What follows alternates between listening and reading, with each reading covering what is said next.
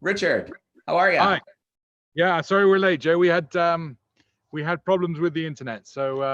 Richard, you're connecting from the field in Kenya. We understand. No big deal at all.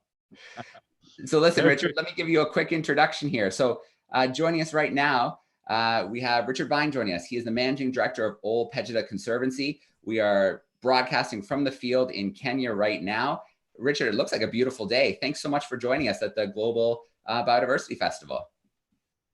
Joe, that's a pleasure. It is a beautiful afternoon, but 10 or 15 minutes ago, there was an enormous thunderstorm that went past and luckily missed us.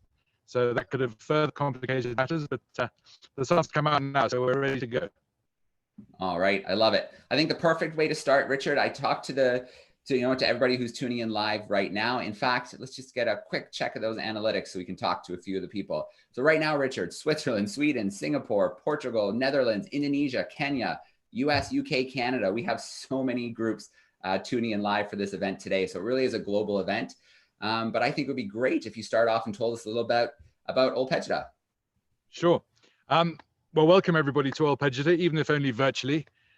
We would love you all to be here in reality, but until such time as matters COVID get resolved, I guess that's not really a possibility.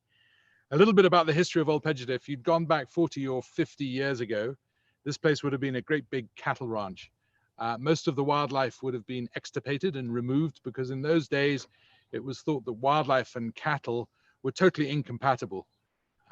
Wildlife would kill cattle, would eat their food, and would provide disease problems. And in those days, there was no real wildlife tourism, at least not in this area. And therefore, there was no value to wildlife at all. Anyway, things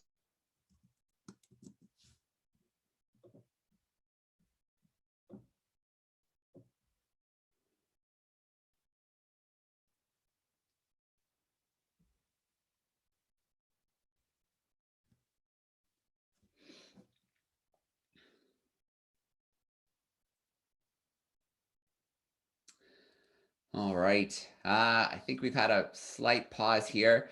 As Richard said, there was some weather in the area, so that could be playing a factor with this connection from the field. But let's give them a second because I bet they're going to be able to just jump back in to the call. A quick exit and a quick jump back in will hopefully sort things out for us. Yep, they've already exited. So that means they're going to come back in a second. And we'll get to continue hearing a little bit about the Ol Pejeta Conservancy, home to one of the largest populations of black rhinos. And here they come. And the whole idea behind that was actually to provide a refuge for Kenya's black rhinos. There were only about 350 black rhinos left in Kenya at that time. Their numbers had been reduced from around about 20,000 to that low number of 350 over a period of no more than probably 15 or 20 years. So a really catastrophic decline. And a policy decision was adopted by the Kenya Wildlife Services to set up small, heavily protected areas, of which the Sweetwaters Game Reserve was one, to protect a small founder population of black rhinos with a view to recovering the meta population across the country as best they could. And we've gradually expanded since then. We now cover an area of around about, well, we manage an area of around about 110,000 acres. We have been very successful at growing our black rhino populations. So we have around about just over 130 black rhinos on the whole property, with a population growing at the rate of about 5 or 6% per year. We also have a small population of around about 40 southern white rhinos. And we also are home to the last 2 remaining northern white rhinos on the planet. But what's slightly unique about Ol Pejeta is we obviously, hopefully, when times are good, we make a lot of our revenue to support our conservation activities from tourism. But we also have integrated our cattle ranching with wildlife and tourism in what is a fairly unique integrated approach to land management, where we aim for productivity and profitability at the same time as maintaining conservation space. And that's a model that we think is really important going forwards because it employs people, it pays taxes, it justifies the existence of wildlife, as well as making the area productive. So I can just see the northern white rhinos are actually coming in for their evening feed. So perhaps I should stop there. But before I do, let me add one thing. The other approach that we've taken from a conservation perspective on Ol Pejeta is also to be an engine for social and economic development. So we see the needs of humans and addressing those needs in a tangible manner as being as important as providing conservation space through the integrated land use approach that I've talked about. All right. Well, Richard, I can see that the guests have arrived.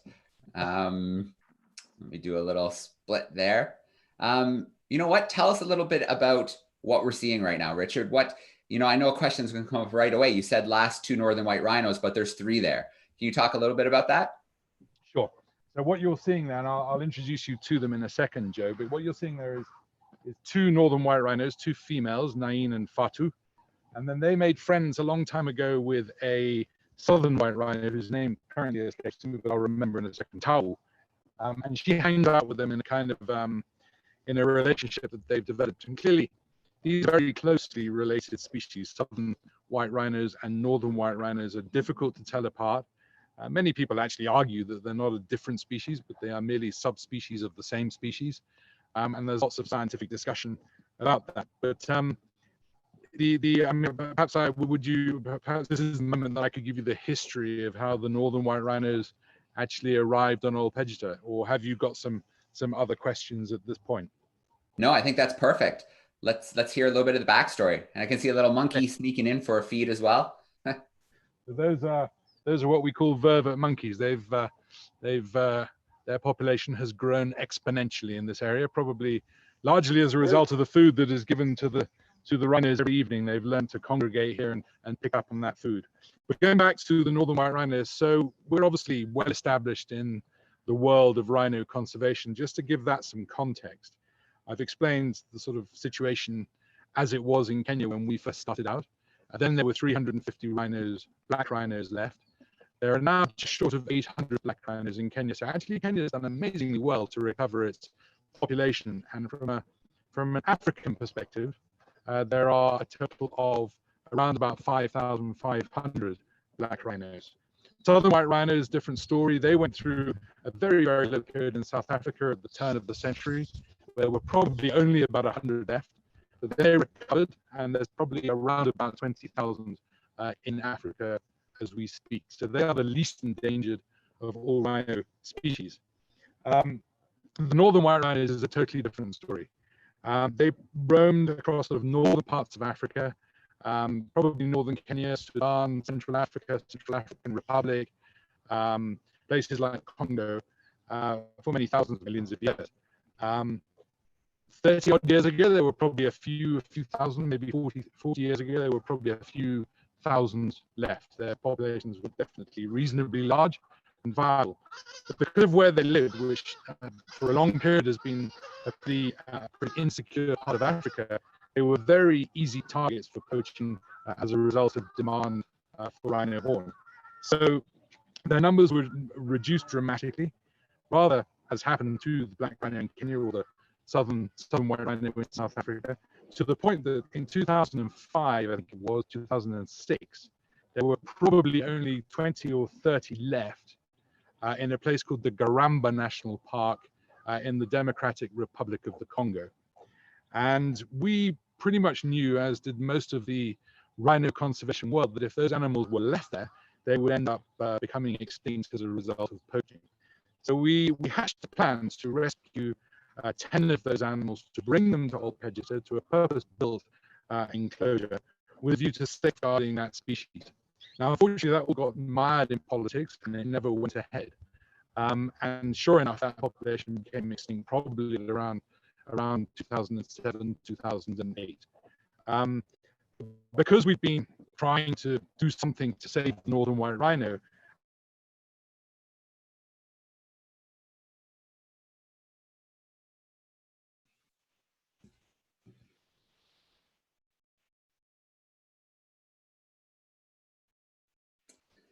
All right, I think we might have another quick little pause here, hopefully a quick exit, and then a return to us. And it actually might be a good thing because the signal was dropping a bit.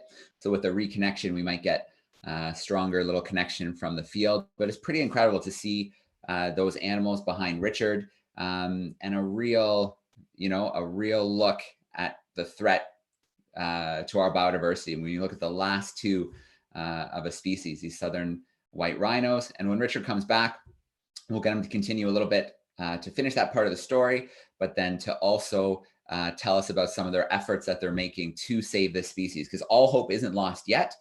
There are efforts underway, and Richard will share a little bit of that once they reconnect with us. They've already left the call, and here they come. Wild, but the other three had never seen the wild before, but they adapted very quickly, and there was lots of mating behavior, and we were very hopeful that the two females would get pregnant and produce calves. Unfortunately, that never happened. Then, to cut a long story short, as Sunni died, I think in 2014, Sudan died in 2018, and then it was discovered actually slightly prior to that the two females have both got reproductive issues which prevent them getting pregnant, and even if they were to get pregnant, would probably prevent them taking their pregnancies to term. So technically speaking, they're infertile, but they still produce eggs in their ovaries. So the only way now really to rescue that species in the absence of natural reproduction is through methods that are referred to as artificial reproductive techniques. And that is a myriad of different things, but in our case, it's in vitro fertilization, exactly as you would see it in human beings. In other words, removal of the eggs from the females, in vitro fertilization of those eggs with stored semen from zoo males that has been collected over the years, to hopefully create viable embryos which can be frozen until such time as we have the technique and the procedure available to us to reintroduce those frozen northern white rhino embryos into southern white rhino surrogates. So right now we've done two what are referred to as ovum pickups. That's removing eggs from these two females. It's a pretty invasive procedure in many respects. They have to use a meter-long probe to get to the ovaries. They have to flush out the follicles to collect the eggs. It's technically very demanding. It's done by a consortium of people from actually all over Europe, together with the Kenyan Wildlife Services and Kenya Veterinary Services. Those eggs then have to be collected, and they have to be flown within 24 hours to a laboratory in Italy, which has the ability and the apparatus, the equipment that is necessary to carry out a procedure which is called ICSI, which is the intracytoplasmic sperm injection. So that's the selection of a viable sperm, one sperm, and the introduction of that sperm into the egg to hopefully fertilize it, whereupon hopefully it can be matured to create an embryo. And from the 20 eggs, I think it is, that have been collected in total from these two females, we've managed to create three viable embryos, which are now frozen, awaiting the time for their reintroduction back into surrogate southern white rhino females, which we're preparing for that process here on Ol Pejeta. So that's kind of where we are. It's all a bit tenuous, to say the least. But if we're lucky, with all of the attention and effort that is being applied to this particular species, then we may be able to recover the species. And I think the importance of that is many things, but probably the most important aspect of it is that if we ever want to see rhinos roaming the plains of Central Africa again, then we will have to retain a significant part of the genetic makeup of these northern white rhinos. In other words, taking southern white rhinos and simply dumping them into those areas probably wouldn't work for various subtle reasons. So this is about in 100 years' time, maybe, seeing rhinos again roaming wild on the plains of the Garamba National Park. And that's our ultimate ambition. All right. It is a great ambition. It's one that's really necessary. Kind of a theme of this 3 days so far has been how important our biodiversity is to us. So an amazing undertaking. And Richard, thank you for the incredible work you and your team. It's a huge team, global sounds like, to try and save this species before it's too late. Sure. These are some of the team here, Zachary and Essagon. I'm just going to get them, Joe. I don't know how much time we've got left, but I'm going to get them to try to point out. This is Fatu here. Fatu. So she's the young female. She Yeah. is how many years old? She's 20. She's 20, so she's got a bit of time ahead of her. But the other complication in all of this is that Fatu is the daughter of Nain, and that's Nain over there. So she's the one to the left. She's how old is she? She's 30 years. So she's 30 years old, which is getting pretty old for a rhino. So they're all interrelated. And to complicate that even further, Fatu is the daughter of Sudan. And a lot of the sperm that we've collected, or at least some of the sperm that has been collected over the years, is from Sudan. So inbreeding is going to be an issue that's going to have to be addressed somehow or another. And then the one that is on the other side is Tau, and she's the southern white rhino. And the way you tell the difference between them is actually quite difficult. It's not so much morphology, it's more habit. And as I said earlier, subtle genetic differences which will confer upon the northern white rhino the ability to live in places such as the Garamba National Park with the unique challenges that such an area will provide. But they are often referred to as the Congo rhino or the fringe-eared rhino. So I don't know if you can see, I don't know how well you can zoom in, but the southern white rhinos who've got their backs to us, needless to say, have got a hairy fringe on their ears, whereas the southern white rhino doesn't have that. So they're very subtle differences from an appearance perspective, but in terms of habit, there are some quite big differences. The northern white rhinos tend not to live in such big herds, whereas the southern white rhinos favor living in big herds, and so on and so forth. So it's subtle, but it's nevertheless important. Yeah, absolutely. Richard, while we have Zach nice and close by, I was wondering if Zach could tell us a little bit about his routine, his work with the rhinos. Okay, hello. You're very much welcome to Ol Pejeta, and I'm one of the caretakers of these northern white rhinos here in Ol Pejeta. And here we have two colleagues. We are about 4 of us, and this northern white rhino, we treat them very carefully. They're the second part of the family members. We make sure that they are well fed, they're in good body condition, and all aspects which is needed for them. So every morning we just let them out to the open savanna grassland so that they can do all natural activities by themselves. And to now they're almost getting fully wild. At first, when they arrived over here, they were used to be fed with human food like breads, apples, watermelons, and bananas. But we got to introduce them by feeding with bales of hay and alfalfa. And so far, they're almost getting fully wild. And Tawa, she has been really teaching them how to be fully wild rhino. And they're great friends. And we are taking very much great care for them. I'm trying to persuade the guys to sort of turn them around a little bit. You might be able to see, I think that's Nain there. But unfortunately, they're so intent on eating their supper that they're not really going to turn around and give us a good view, I'm afraid, Joe. We'll try our hardest. I imagine it's not easy to get a rhino to do what you want it to do. No, we had some good views when they came in, Richard, some good views when they turned to the side. You know, it's